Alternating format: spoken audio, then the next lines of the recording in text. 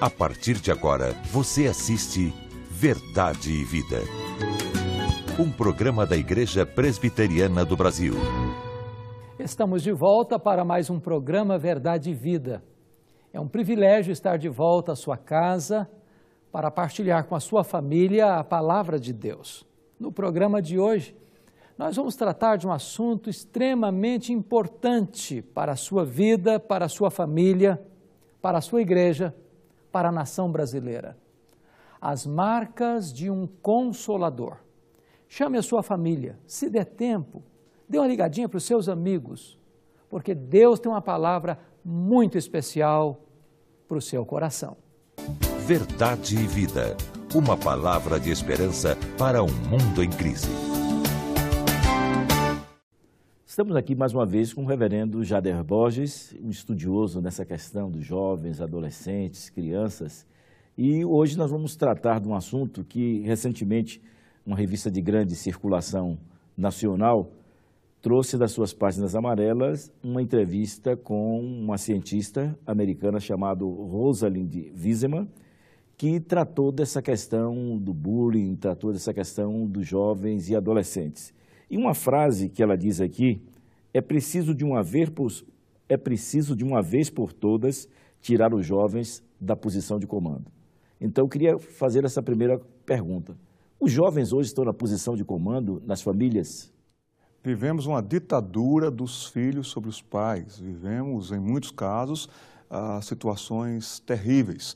Numa cidade como São Paulo, eu conheço histórias de que pais mandaram trocar até a fechadura do próprio quarto e dormem com fechadura, aumentaram as fechaduras do quarto porque os filhos têm sido tão violentos que os pais estão assustados com os seus filhos. É uma grande verdade, há uma crise de autoridade e, no caso, um despotismo agora de filhos para com pais. Quando estão no comando, a situação se perverte mesmo. O título dessa entrevista, o pior, é que os pais são cúmplices. E desses casos, os pais têm sido cúmplices? Têm sido cúmplices porque negaram o principal de ser pai, que é a posição de autoridade. Negociaram a autoridade. Hoje eu vejo, presbítero, que muitos pais são obedientes aos seus filhos. O irmão e eu somos de uma geração em que os nossos pais só bastavam olhar, falavam uma única vez. E quando olhavam, nós já percebíamos e nós já retrocedíamos do erro ou da atitude e fazíamos o que era perfeitamente normal para um filho, obedecer aos pais. Hoje, o filho só basta olhar, o pai se curva e o pai obedece. Infelizmente, em tantos casos, a geração dos pais mais obedientes da história. Reverendo, o senhor é estudioso nesse assunto, né, da questão do bullying, e essa é uma coisa que tem aumentado cada dia mais nas escolas, nos ambientes sociais em que vivemos. Qual a posição da igreja em relação a essa realidade? A igreja deveria orientar melhor os seus pais, que têm os seus filhos convivendo nesse contexto. Agora os dias são maus, os dias são difíceis, as oportunidades de se aprender maldades com a internet, por exemplo, é muito grande. O que acontecia é que essa tiração de onda, ou esta zoação, como se diz, sempre existiu, só que de uma maneira mais branda, amena, do que o que a gente vê hoje nessa intensidade de ataques que atingem até mesmo a honra de uma pessoa. Mas o menino, ele, quando era zoado, vou usar esse termo, me perdoe, na escola, ele tinha ilhas de paz, em casa, no seu bairro, etc. Mas hoje ele pode ver o seu nome, a sua pessoa ridicularizada, até para o mundo inteiro, na internet, por exemplo. E quanto mais as crianças estiverem ligadas à internet, televisão, menos diálogos, menos contatos e mais oportunidades de se aprender coisas muito perigosas. Uma das afirmações aqui, em muitos lares modernos, os filhos acabam recebendo dos pais apoio incondicional, inclusive para os maus modos e eventuais episódios de agressões que eles protagonizam fora dos lares. Como é que o senhor vê essa realidade? Infelizmente, não se tem tido o controle nesta área. não se tem abastecido, a igreja também deve abastecer bem com pregações expositivas, com o assim diz o Senhor, para que os pais aprendam e para que os pais pratiquem, retirando a palavra de Deus do púlpito e também das casas, do culto doméstico, estaremos abrindo aí uma gama de situações inconvenientes. Eu diria para o irmão que a palavra de Deus nos diz aqui, na segunda carta de Paulo a Timóteo, sabe, porém, isto, nos últimos dias, capítulo 3, versículos de 1 em diante, que os homens serão, vamos substituir a palavra genérica aqui, homens por os adolescentes serão egoístas, amantes do dinheiro, vaidosos ao extremo, arrogantes, blasfemadores, desobedientes aos pais, ingratos, irreverentes, desafeiçoados, implacáveis, caluniadores, cruéis, inimigos do bem. Só se corrige isso com a palavra de Deus, com a orientação e com o sadio acompanhamento dentro de casa. Bullying começa dentro de casa. Qual a mensagem que o senhor daria, finalizando assim a nossa entrevista, de uma família que tem um dos seus filhos sofrendo de bullying, ou o inverso, né? Que tem os seus filhos praticando bullying? Para os que sofrem bullying, agir urgentemente, não postergar, não adiar, não deixar para lá. Então, nós temos leis. Eu acredito que nós deveríamos recorrer mais a isto. Se você perceber que o seu filho está sofrendo bullying porque mudou o comportamento em casa, não quer ir mais à escola, não quer ir mais ao clube, alguma coisa está acontecendo. Então, procurar perceber a origem do problema e atacar o problema ali. E falar com a direção, tomar satisfações e agir como um pai. Está ao lado do filho. E se é o filho ou a filha quem está promovendo isto, de fato, então, tem-se que tratar, eu diria até mesmo com as punições devidas, o que essa pessoa está fazendo. Ou corrige agora, ou vai sofrer intensamente e imensamente daqui a pouco. Reverendo Jader, mais uma vez, obrigado pela sua paciência, pelo seu... Prazer, presbítero. Verdade e Vida. A palavra de Cristo para uma vida melhor. Eu quero dizer para vocês que eu não tenho, da minha própria parte, uma palavra de consolo para vocês. Mas eu sei que Deus tem.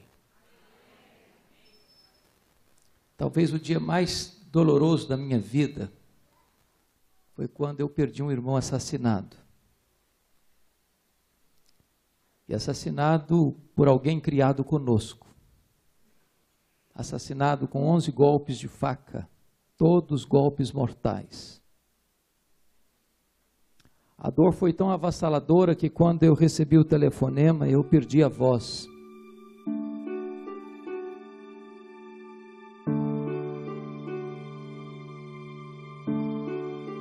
No último 7 de abril, exatamente um ano após a tragédia ocorrida na escola Tasso da Silveira, em Realengo, familiares das vítimas prestaram uma homenagem às crianças mortas por um ex-aluno.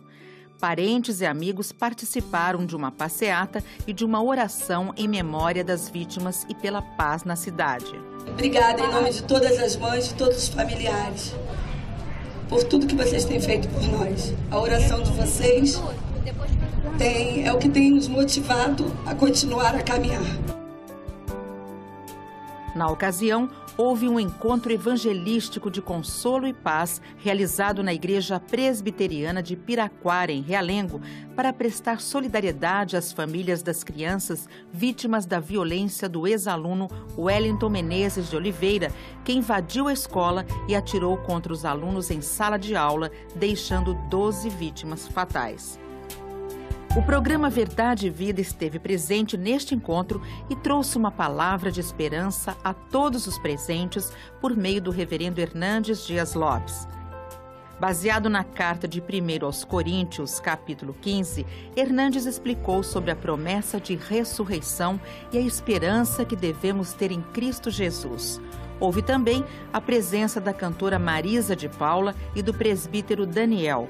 Foi um momento de grande emoção e contou com a participação de estudantes, amigos e familiares. O que nós devemos chorar é o choro da saudade e não o choro do desespero. Há um consolo, há uma segurança, há uma certeza. A nossa confiança está em Cristo e Ele é a ressurreição e a vida. E diz, aquele que vive e crê em mim nunca morrerá eternamente, porque eu sou a ressurreição e a vida. Estamos hoje partilhando com você, a partir deste momento, uma palavra vinda do coração de Deus para o seu coração. Vamos conversar sobre as marcas de um consolador, e isto à luz de Neemias, capítulo 1, versos de 1 a 5. O contexto é o cativeiro babilônico, e eu gostaria de, introdutoriamente, descrever para você como foi este cativeiro. Era o ano 586 a.C., quando Nabucodonosor, rei da Babilônia, cercou a cidade de Jerusalém. A cidade já estava nesse cerco do inimigo há vários anos, mas agora a situação tornara-se irremediável. Os judeus que estavam dentro dos muros da cidade não podiam sair, não podiam receber provisão. E de repente, faltou pão nas mesas. As despensas ficaram vazias. A fome implacável e impiedosa começou a matar as pessoas. Diz a Bíblia que mais felizes foram aqueles que morreram à espada do que aqueles que morreram de fome. A situação tornou-se tão trágica que as crianças que morriam eram comidas pelos seus próprios pais. Era uma situação de opróbrio, de dor, de humilhação. Quando os judeus não tinham mais condições de resistir, Nabucodonosor invadiu a cidade, queimou seu templo, destruiu seus muros, passou o fio da espada, seus jovens, e pisou como lama nas ruas as crianças, destruindo famílias e levando o restante para o longo cativeiro de 70 anos na Babilônia. Depois de 70 anos, a Babilônia caiu, levanta-se um novo império, o Império Medo-Persa, e para cumprir o propósito de Deus, os judeus retornam a Jerusalém. Isso no ano 516, sob a liderança de Zorobabel, para a reconstrução do templo. Entretanto, surgiram fatos hostis, de oposição ao projeto de reconstrução. Os samaritanos que habitavam ao redor de Jerusalém quiseram fazer parceria com os judeus nessa reconstrução, e os judeus rejeitaram a parceria, não por problemas raciais, mas por problemas religiosos, teológicos e doutrinários. A partir daí, os samaritanos, juntamente com os outros vizinhos, se levantaram para se opor à reconstrução do templo e da cidade de Jerusalém. Chegaram até mesmo a enviar uma carta ao rei Medo-Persa, dizendo que os judeus tinham más intenções e queriam conspirar contra o reino. O rei então expediu um decreto, um edito, proibindo a reconstrução do templo.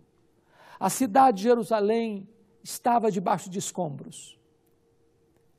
Pobreza generalizada, inimigos à porta, embargos políticos. A cidade estava mergulhada em pobreza, em miséria e opróbrio. Grande desprezo. Foi nesse cenário que Anani, juntamente com outros judeus, saem de Jerusalém e vão fazer uma visita a Neemias, na cidadela de Suzã, palácio de inverno dos reis. E nesse momento, então, diz a Bíblia que Neemias faz uma pergunta a Anani e aos demais judeus.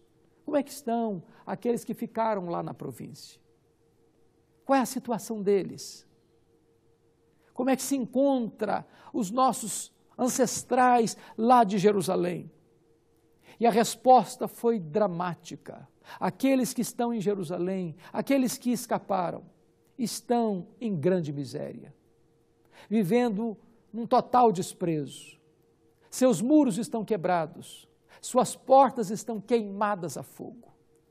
Diz a Bíblia que quando Neemias vê esta cena, escuta sobre este relato, ele se assenta, ele chora, ele lamenta por alguns dias, e ele ora, e ele jejua, e ele se coloca nas mãos de Deus para resolver aquele grave e sério problema que estava existindo há mais de 142 anos. Aqui eu quero levantar quais são as marcas de um homem consolador. A primeira marca de um homem consolador é um homem que tem capacidade e coragem de fazer perguntas. Aqueles que fazem perguntas precisam estar prontos para ouvir as respostas e se colocar nas mãos de Deus para ser a solução destes problemas que são trazidos ao seu conhecimento. Um homem recebe uma vocação por um chamado interno ou por uma necessidade externa. Quando Neemias fez aquela pergunta, sua vida nunca mais foi a mesma. Ele tornou-se responsável diante de Deus para ser a solução daquele problema. Por isso, eu lhe digo o seguinte: não faça perguntas se você não estiver disposto a ajudar. Dentro da nossa cultura, dentro do pacote do cumprimento, bom dia, boa tarde, boa noite, levamos de carona esta pergunta: tudo bem? Como vai?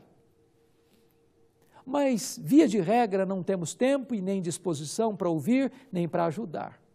Portanto, é uma pergunta vazia de sentido e de significado.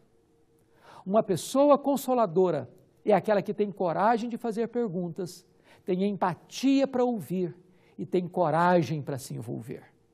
Se coloca nas mãos de Deus para ser solução daquele problema. Segundo lugar, um consolador é alguém que tem capacidade de fazer uma leitura correta da informação recebida. Quando Anani informa Neemias que a cidade estava em total pobreza e miséria, com desprezo, com muros quebrados e com portas queimadas a fogo, o que significava isso para aquela época? Em primeiro lugar, o problema que Neemias identifica era um problema de insegurança pública.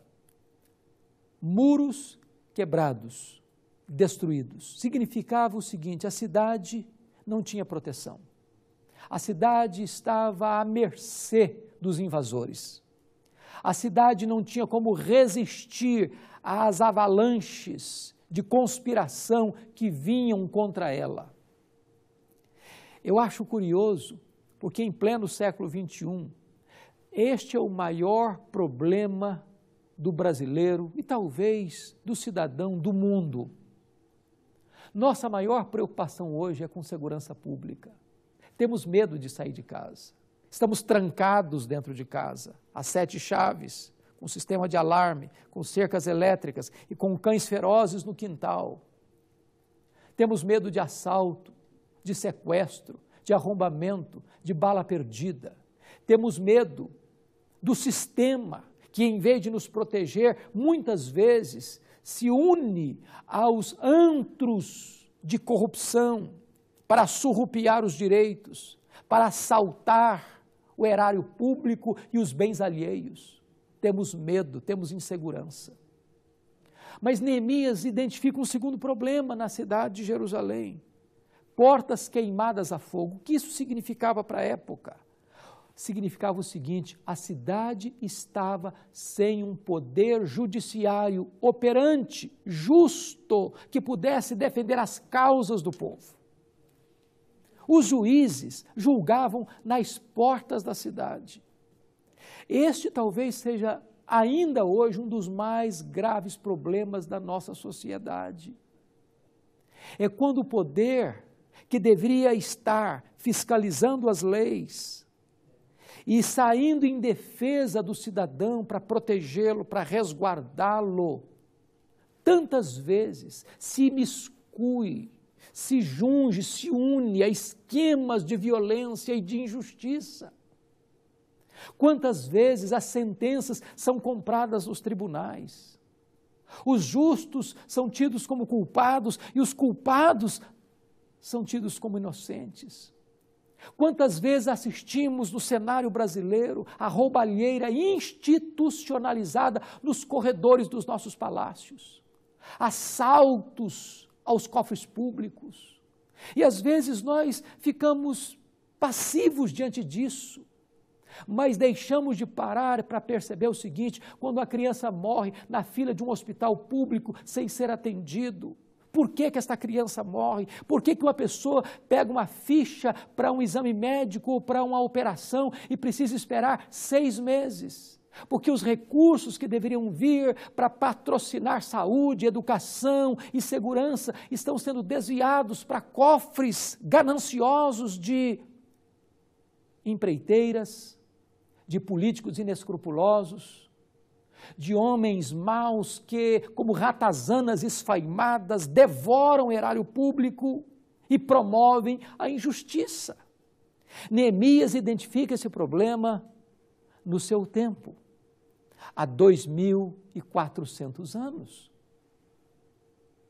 Terceiro lugar, Neemias identifica a pobreza. Os que estão lá estão em grande miséria.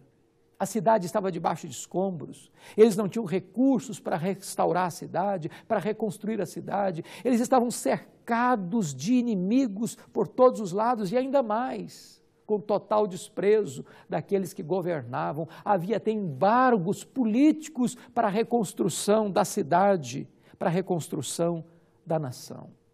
É muito triste quando nós ainda constatamos que o Brasil alcança hoje o privilegiado patamar da 6ª maior economia do mundo, mas temos ainda hoje uma das mais perversas distribuições de riqueza do planeta. Um país rico com um povo pobre. Temos hoje uma das mais pesadas cargas tributárias do mundo. Se víssemos estes recursos sendo devolvidos em termos de progresso que se espalharia para o povo, sentir-nos-íamos consolados com isto. Mas é triste perceber que tantas vezes esses impostos pagos com tanto sacrifício são desviados para outras causas, para outros interesses inconfessos, para abastecer contas nababescas em paraísos fiscais. Neemias identifica os mesmos problemas lá no seu tempo que ainda hoje identificamos na nação brasileira. Mas um consolador não apenas tem coragem de fazer perguntas e tem capacidade de fazer diagnósticos. Um consolador é alguém que tem capacidade de sofrer com essas coisas, de chorar por essas realidades, de orar a Deus e jejuar por esta causa. Talvez você, meu compatriota, só tem se desesperado e ficado inconformado e até revoltado com a situação e com a realidade brasileira.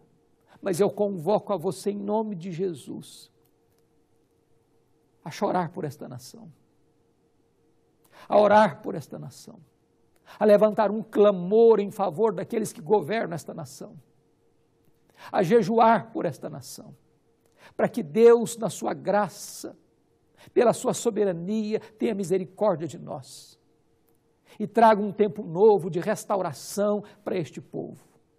O que eu acho curioso é que Jerusalém estava debaixo de escombros há 142 anos. Todos olhavam para aquela cena e diziam: não tem jeito, não tem solução, o problema é insolúvel.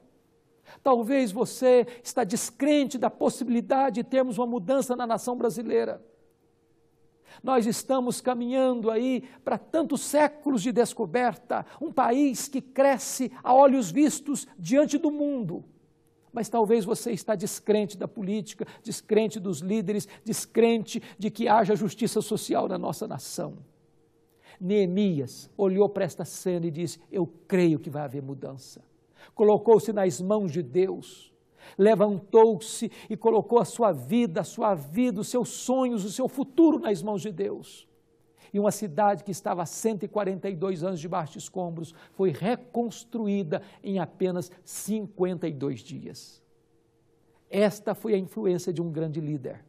Quem sabe Deus levanta você, quem sabe Deus enche o seu coração de sonhos, de esperança, e você, na força do Deus vivo, também se levante para somar esforços com tantos outros que vão amar esta nação, que vão chorar por esta nação, que vão jejuar por esta nação, que vão se levantar e se colocar nas mãos de Deus para serem os reconstrutores desta nação. Que Deus nos ajude, que Deus nos abençoe.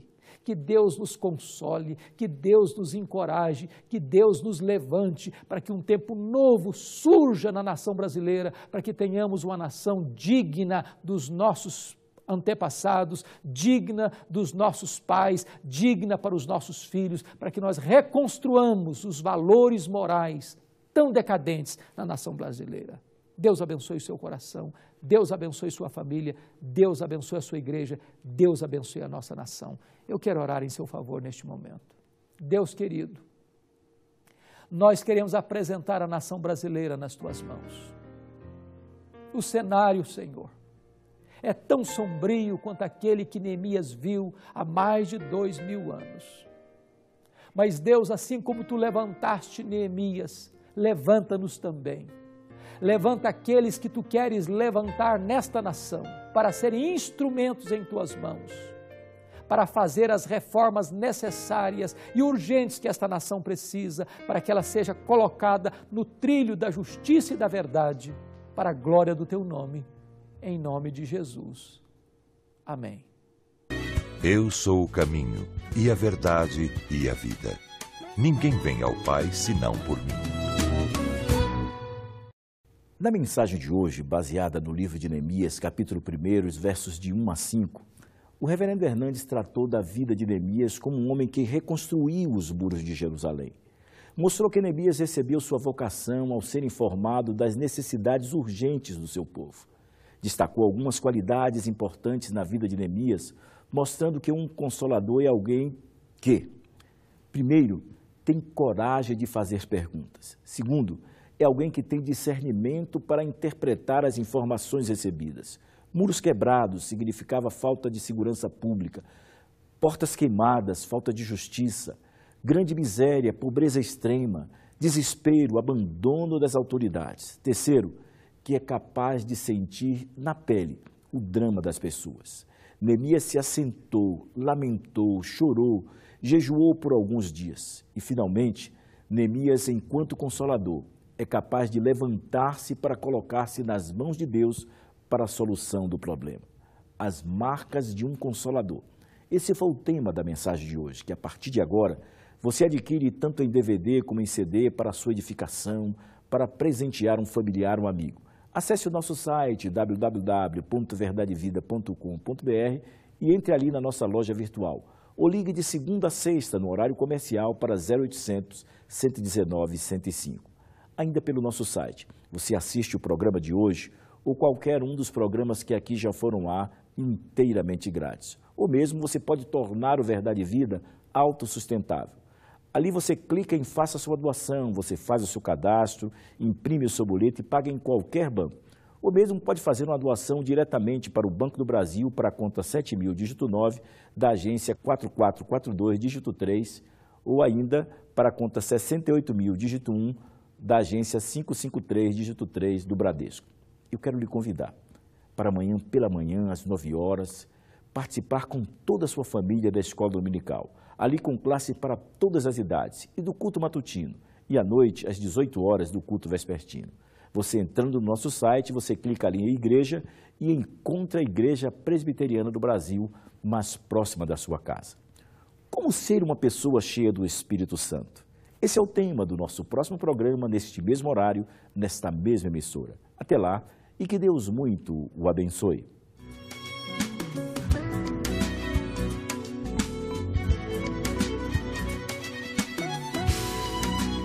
Verdade e Vida.